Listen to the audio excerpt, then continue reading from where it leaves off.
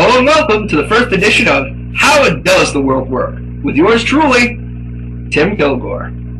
So today's edition is about good parenting. And the question is there a defining line where a parent stops caring about their child's well-being and only cares about their own? The reason that this subject comes up is I found out about a month ago a friend of mine tried to kill himself. Drove his car headfirst into a telephone pole. Now that takes devotion, stepping on the gas and driving directly into a telephone pole. Now the reason he tried to kill himself is he was disfellowshipped, and he was living at home. So his mom basically said hello and goodbye to him every day. His older brother wouldn't talk to him. His younger brother had already moved out because he had already left Jehovah's Witnesses. And all of his friends wouldn't talk to him. So he decided to kill himself. Now the reason that this put me into rant mode is that, as I said, I just found out about it a month ago, and this happened 6 years ago.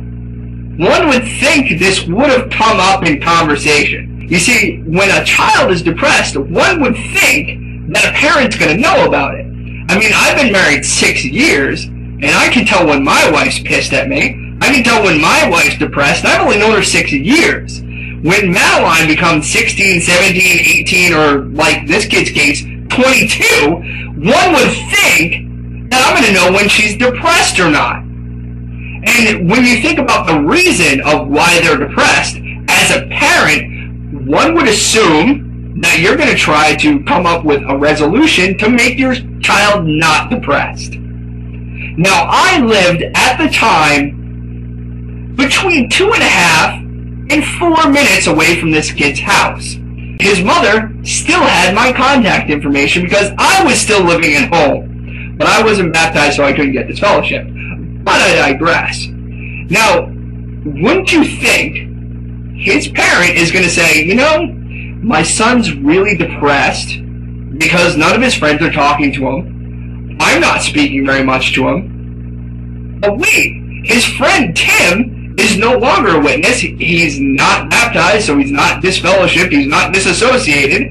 Why don't I hand him Tim's number? Or why don't I drive over there to visit Tim's mom, who I'm friends with, bring my son along, and maybe Tim will be there and he can talk to Tim, and maybe Tim will make him feel better. But no, that wasn't the case. They didn't do that. And why? Why wouldn't she do that? Why wouldn't she want her son to not be depressed enough to drive himself into a telephone pole? I'm going to get into another situation so it's not just strict, boxed in situation. Think about Christian scientists. They decide that, they're not going to have any medical attention or any operations. So if their child has, appendicitis and their appendix is going to burst, prayer is the way out of that. They're not going to have their kids seek medical attention because that's not what they believe in.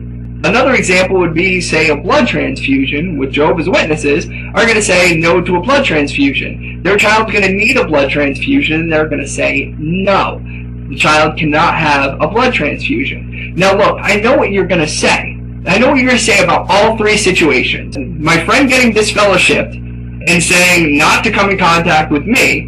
I know what you're going to say about Christian Science and no blood transfusions. I know what you're going to say. You're going to say, no, see, Tim, look, here's the thing. They are looking out for their child's best interest. You see, your friend there that tried to kill himself, even though he was miserable, even though he was depressed, they were exercising tough love. They were going to get him back into the congregation. And once he got back in the congregation, he was going to get everlasting life. Now, wouldn't you say that's in his best interest?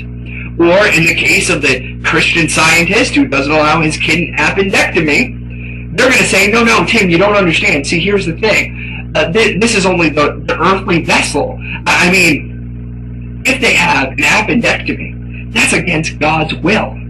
And being against God's will, that's not in the child's best interest. You understand? That could cost him everlasting life in heaven. In heaven, the greatest blissful place in the world. Well, outside of the world. You understand? Or in the case of a blood transfusion, they're going to say, no, Tim, you don't understand. See, blood is sacred. It's the life. It is the essence of life. And if our child gets a blood transfusion, it could jeopardize their chance at paradise. We don't want that. We want our child to live forever in paradise. And even though the sadness of seeing our child die in front of our eyes, we're going to know them forever in paradise when we're all perfect. Isn't that something you would want? And I am going to say, bullshit. That is not the reason. First off, with my friend who tried to kill himself, let's think about this. If he does return to the congregation, what are the odds he's doing it because, well, he loves Jehovah, or he thinks it's the truth? Did you think about that?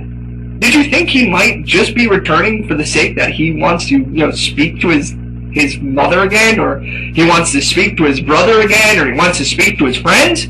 See, you don't care if he returns because he loves Jehovah. You don't care if he returns because he thinks it's the truth. You care that he returns. Like it's some sort of be-all, end-all, that the second he returns, boom, everlasting life is here in paradise earth. That's not always the case, is it? Even faithful Jehovah's Witnesses who have been Jehovah's Witnesses their entire lives might not make it through Armageddon. I mean, there's no guarantee.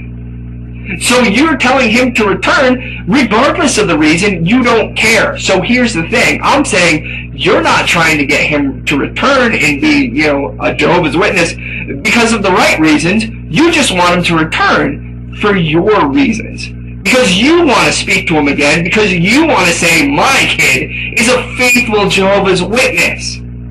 For the Christian Scientist, it's the same thing. How do you know your kid is getting a free pass to heaven? Because they're dying for belief. How do you know the kid doesn't even believe that? How do you know the kid's not just doing what he's told?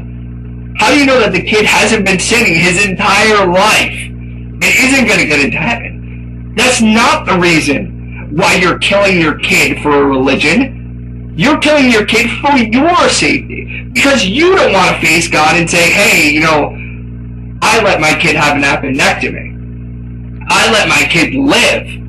I'm sorry for that, and God's going to smite you down saying that's not what I wanted. But even if your kid did have an appendectomy, I mean, think about all the people who have throughout history. You don't think they're going to get a chance to go to heaven based on their merits? Do you think they have to die out of faith in order to do it? How do you know your kid's even dying for faith?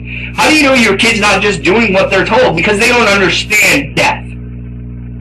How do you know they're not dying for the complete wrong reasons? And it's not a free pass to heaven, or in the case of the blood transfusion. Again, how do you know the kid hasn't been sinning their entire life? Do you think dying because you didn't accept a blood transfusion is a free pass into paradise? It's entirely possible that the kid doesn't believe it. In fact, I highly doubt the kid understands death. Because kids are dying at 12 and under for blood transfusions because their bodies can't handle it without a blood transfusion. How do you know they understand death enough? Can anyone sit them aside and say, look, kid, you could be completely dead-ass wrong. And when that happens, you're just dead. It's not that there's a paradise. It's not that you're going to have everlasting life. It's not that you're going to go to heaven. You could be dead-ass wrong. Your parents could be dead-ass wrong. When I was a kid, I thought I was Scottish because that's what my mom told me. Come to find out, when I finally got in touch with the rest of my family that weren't Jehovah's Witnesses, I'm Irish. I'm 100% Irish. And I didn't know that. I thought I was Scottish. My mom was dead-ass wrong. The doctors can't say that. Doctors can't tell kids, you could be wrong. In which case, you're just dead. That child's just going off mommy and daddy who they think is right about everything.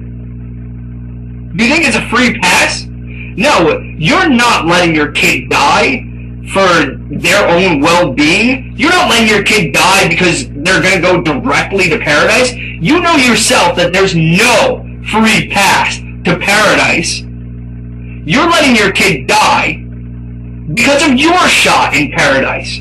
Because if you stumble, if you let your kid have a blood transfusion, it might jeopardize your chance at paradise.